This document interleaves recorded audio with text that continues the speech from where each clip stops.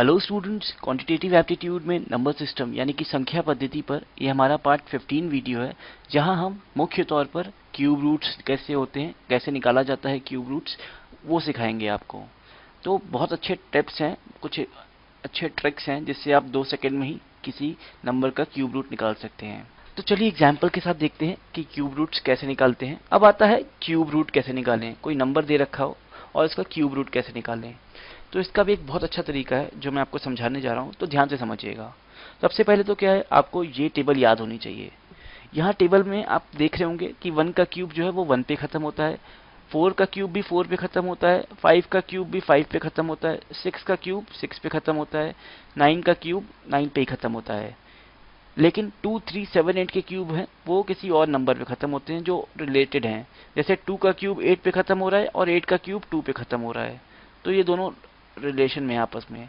ऐसे ही 3 का क्यूब 7 पे खत्म हो रहा है, 7 का क्यूब 3 पे खत्म हो रहा है, तो ये दोनों आपस में रिलेटेड हैं।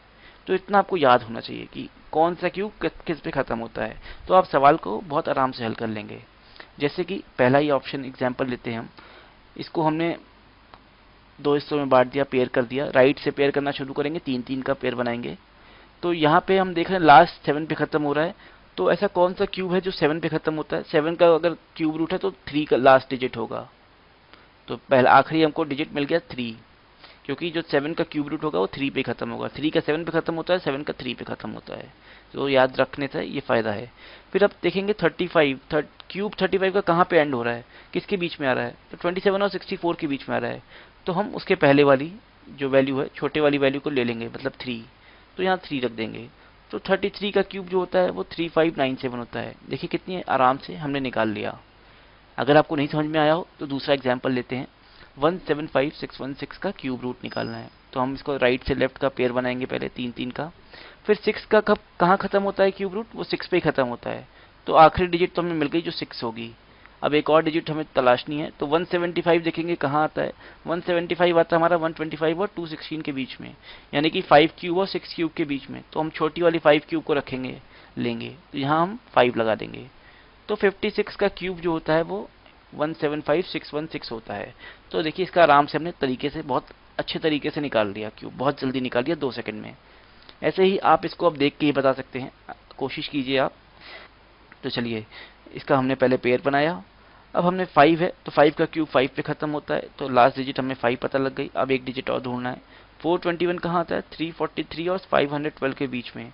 तो 7 क्यूब और 8 क्यूब के बीच में आते हैं, तो हम छोटा वाले को लेंगे जो 7 है, तो 7 यहाँ रख देंगे। तो 75 का क्यूब जो होता है वो 421875 होता है। तो ऐसे ही एक और एग्जांपल लेते हैं लास्ट में। 704969 पेयर बनाया। 9 कहाँ खत्म होता है, 9 पे ही खत्म होता है, 9 लगा दिया, आखिरी डिजिट मिल गई। एक डिजिट और ढूंढना है।